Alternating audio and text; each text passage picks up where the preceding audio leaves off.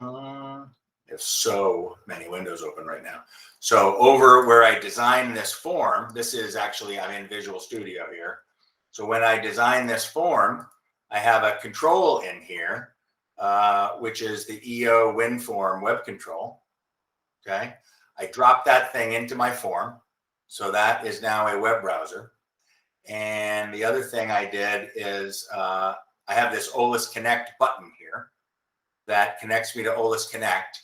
And here is all of the code. Here's the sum of the code that I wrote to get Olis Connect in my system. I just said, oh, the URL is 192.168.0.171.